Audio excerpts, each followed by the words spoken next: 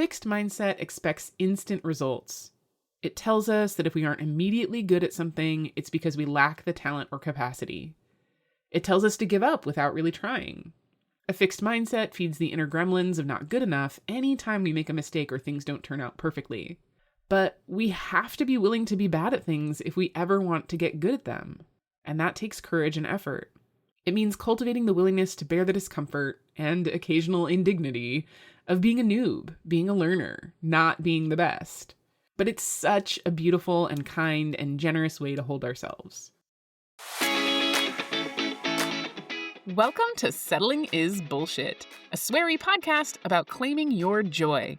If you are craving healthier boundaries, a greater sense of purpose, or an increased capacity to feel at ease in your own skin, then you are in the right place, my friend. I'm your host, Kate Blauck, joy activist and life coach to smart and sensitive humans. I'm here to offer you practical tools and playful encouragement to step forward and be your most awesome self. My hope is that each episode will leave you feeling a bit more empowered to make brave choices and claim your joy. Hello, my friend. Oh my gosh, this is episode number 50. I mean, technically this is like episode number 70 something, but like in terms of what I have been giving numbers to and officially calling episodes, we have reached episode number 50, and that just makes my heart really fucking happy. This podcast started as a blog in 2022, and like I set out saying I'm going to write 6 posts over 6 weeks and see what happens. And we're 2.5 years later, almost 3, and like fucking, I've got 50 recorded episodes up and live and ready for you to listen. And that just is so fucking cool and really ties into like the topic for today's episode. I thought a lot about like what I wanted to talk about since, you know, round numbers are important. And a while ago, I had drafted this post about fixed mindset, and this just seemed like a nice time to finally bring it out and offer it to you. So this is a hybrid episode. I'm going to talk a little bit.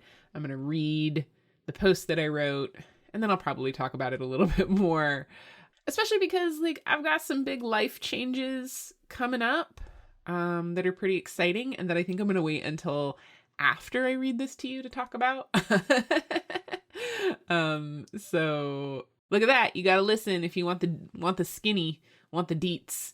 But this also pairs nicely with last week's episode about embracing imperfection and the nonlinear path, that fixed mindset and perfectionism are best buds. And I've talked about it a lot on the podcast and in the blog. And now I'm finally going to like walk through like what I actually mean when I talk about fixed mindset. So if you aren't already familiar, hooray, here we go. And if you are, you know, we all need repetition and reminders. And so hopefully this will give you a nice little nudge to like examine the stories that you might be telling yourself about what you can and can't do. So here is the post, The Insidious Grip of a Fixed Mindset. Do you have a dream, my friend? A little idea in the back of your soul that yearns to be made real? Do you want to write a book or start a nonprofit or create something beautiful in the world? And have you been telling yourself that your dream is possible or that it's quote unquote just a dream? So many of us spend so much of our lives keeping our dreams locked up because we don't believe we're capable of making them a reality. That mean inner critical voice tells us that that's the kind of thing that happens to other people, but not for us. Or that it's something other people are good at, but that we, for whatever reason, couldn't possibly make happen. What we tell ourselves we are capable of matters. It determines whether we ever even try to make changes, or to learn something new, or to take a step toward that big, beautiful dream.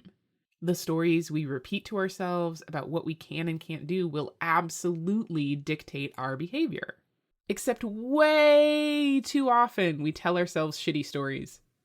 We tell ourselves we aren't capable. We forget that those ideas about what we can and can't do are just a bunch of stories that we made up at some point to keep ourselves safe, and usually pretty small. Any of these sound familiar? I can't cook. I can't dance. I can't sing. I can't draw. I can't run. I can't lift weights. I can't do yoga. I can't do math. I can't be in charge. I can't speak in front of people. I can't make big decisions. I can't switch careers. I can't leave, move, change, etc., etc., etc. Y'all, most of those can'ts are a steaming load of bullshit born of a fixed mindset. And they are holding us back in so many insidious ways. Note, there are a lot of ways in which physical, environmental, social, and economic limitations pose very real obstacles to our forward momentum. This is not meant as a shaming, blaming, or toxically positive rant about mind over matter. Rather, it's a call to take a deeper look at whether what we're running up against is a genuine limitation or a shitty story that we're telling ourselves. Growth versus fixed mindset. If you haven't seen Carol Dweck's TED Talk about mindset, let alone read the book, it's an excellent way to spend 10 minutes. She'll also do a better job of presenting her own research if you need a bit more evidence for this idea. But the gist is that believing we can improve is how we improve. Dweck calls this a growth mindset, adopting the attitude that with enough time and effort, we can learn to do the thing. It might be hard. It probably will be hard, but that hard doesn't mean impossible. A fixed mindset, in contrast, is the false notion that some people have innate talent and others do not. It's the perspective that we either can or can't do a thing because of our inherent makeup. If we're walking around the world believing that some people have innate talents for drawing, singing, sports balling, or whatever, and that we do not possess those innate talents, then we hold ourselves back from even trying. Those people have the talent and we don't, so why bother? This attitude, by and large, is bullshit. It keeps us small and frustrated. It's one of the many ways perfectionism keeps us on the hook and shuts us down from learning. We are capable. We just might not be willing. An important thing to keep in mind is that growth versus fixed mindset has to do with where we believe capacity comes from. I told myself for decades that I couldn't draw. Other people were good at drawing, but not me. I would look at friends whose doodles were way beyond anything I could even imagine being able to draw, and I just resigned myself to never having that ability. That's a fixed mindset. Then I came across Dweck's work and picked up a copy of the book Drawing on the Right Side of the Brain by Betty Edwards. And after a handful of exercises in that book, it became crystal clear to me that I can actually draw. I just haven't been willing to put in the time and effort to get good at it because I get bored and impatient with slow progress. So that's on me, not my innate lack of capacity. Admittedly, my ADHD is a factor here, which does make it extra hard for me to do things that require patience and diligence. However, I recently discovered that when I'm actually excited about the thing I'm trying to draw, i.e. cute animals, I can access a lot more patience than I realized. Huzzah! I now deeply recognize that I do have the capacity to learn to draw, even if ADHD is an additional hurdle sometimes. We are all capable of truly remarkable things if we're willing to put in the effort. At a basic level, living from a growth mindset means embracing the idea that we can do almost anything we set our minds to. And honestly, I mostly believe this to be true. The caveat is just that it's going to be super hard and frustrating and take a lot longer than we want it to. And that's an important caveat. Fixed mindset expects instant results. It tells us that if we aren't immediately good at something, it's because we lack the talent or capacity. It tells us to give up without really trying. A fixed mindset feeds the inner gremlins of not good enough anytime we make a mistake or things don't turn out perfectly. But we have to be willing to be bad at things if we ever want to get good at them. And that takes courage and effort. It means cultivating the willingness to bear the discomfort and occasional indignity of being a newb, being a learner, not being the best. But it's such a beautiful and kind and generous way to hold ourselves. Growth means focusing on progress over outcome. Again, there are a lot of external factors that make it extra hard to achieve critical commercial success at the stuff we're working on. And if the thing we're trying to accomplish is tied to a specific outcome rather than a skill set or process, then we're often likely to be disappointed. If I arbitrarily decide that being good at drawing means having my sketches on the wall of a museum, I am setting myself up for a world of hurt. If, however, I set the bar as something I can measure for myself, such as being able to look at something and draw a reasonable likeness, then I'm both a lot more likely to try and to eventually succeed. Similarly, if we decide that being good at something means winning a prize, getting however many followers on social, or earning 6 figures a year, that layers on a lot of pressure. This is where goals can undermine us if we focus on them too closely. Yes, aspiring to be a professional sports ball player is an admirable goal, and some people do achieve it. Same with writing best-selling books, starring in blockbuster films or Broadway hits, becoming an astronaut or a world-famous artist. But the odds are slim, and a fixed mindset will try to convince us that if we don't achieve those goals, we have failed. But working on getting really good at sports ball, writing, acting, sciencing, or creating art, focusing our efforts on getting just a little bit better every day, will leave us a lot more inspired and fulfilled than hanging our sense of self-worth on specific outcomes. Growth mindset means trial and trial again. I've recently decided that I don't like the phrase trial and error because it implies that in trying something and not getting it right the first time, we've somehow made a mistake. That's fixed mindset in action, y'all. Rather, I like the idea of trial and awareness. What did we learn from that trial? What are we aware of now that we weren't aware of before? What will we do differently next time? Practicing growth mindset means trying things and then trying them again and again and again until we get to a place of satisfaction. Note, I did not say until we get it right or perfect, because the beautiful thing about being an adult with agency and choice is that we actually get to decide when we are good enough at something. We can decide when we've made something that's good enough or even awesome.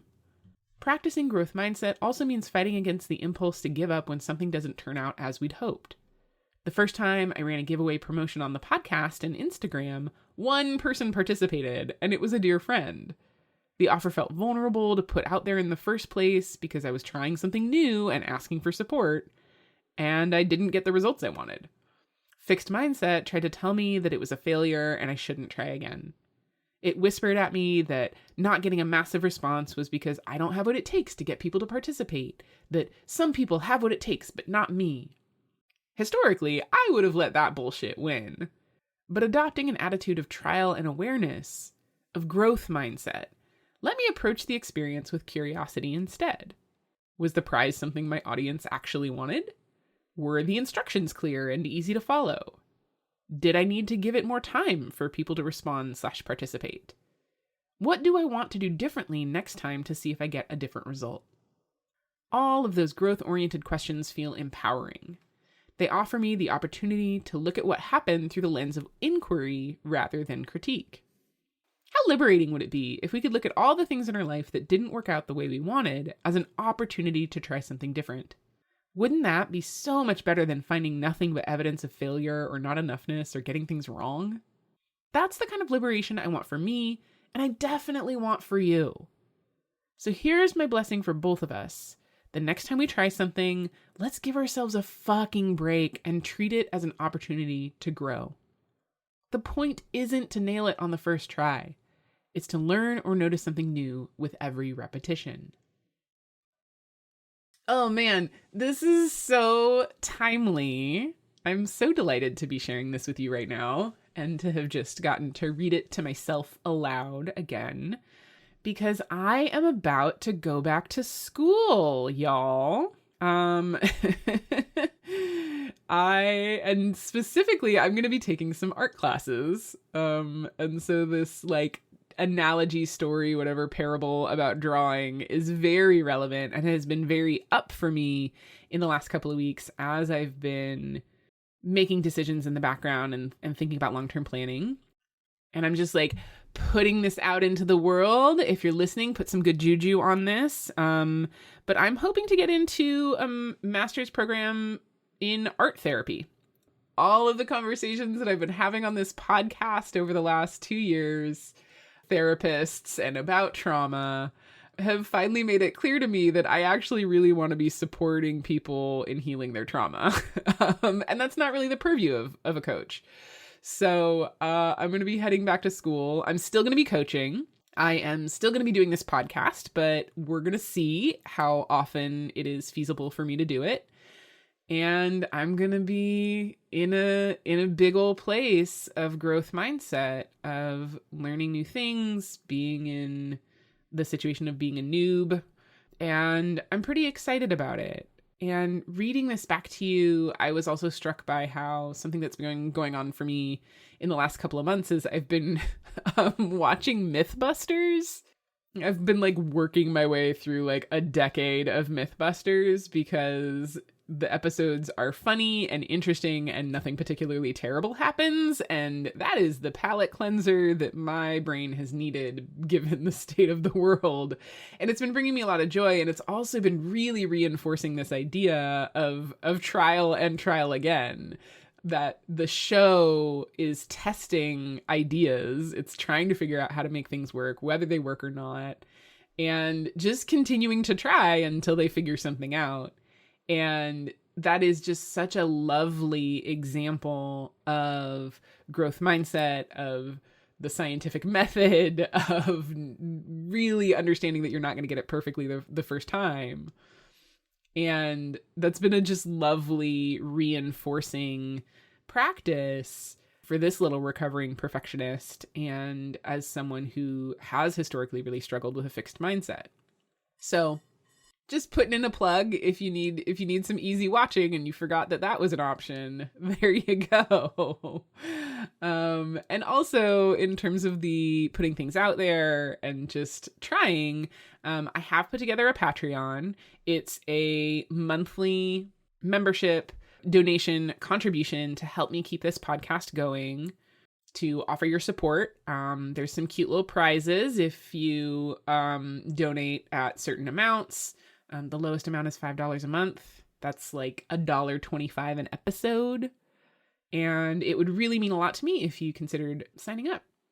And as always, if you want to work on your own fixed mindset, your own sort of perfectionism, if you resonated with anything here in this episode, you can also visit my website and either book a free chemistry call or a sample coaching session, because I would love to work with you on this stuff. I'm deeply familiar with it and really love getting to work with people on believing that you are capable of achieving the shit that you want for yourself. Because you are. I believe in you. And my whole work in the world is really around helping you believe that and then like take action in that direction. So my invitation for this episode is to like try something new. Tap into that little like whisper in your soul of the thing that you want for yourself that you've been telling yourself you can't have, and just like maybe do a little journaling, maybe draw a little picture about it. I don't know. Maybe have a conversation with somebody you love and let them know like, hey, this is actually something that I dream about, and just see what unfolds. Because the universe is pretty magical and we are really genuinely capable of more than we give ourselves credit for. So remember, you're fucking awesome and I believe in you. Thank you so much for listening. If you enjoyed this episode, please help me grow the podcast by subscribing, leaving a review, and sharing it with anyone you think would benefit from hearing it too. Your support means the world to me. If you'd like to get updates about new episodes, posts, and offerings, please visit settlingisbullshit.com to subscribe to my newsletter. You can also find information there about working with me one-on-one to build your most amazing life. Until next time, remember that I believe in you and that you are fucking awesome.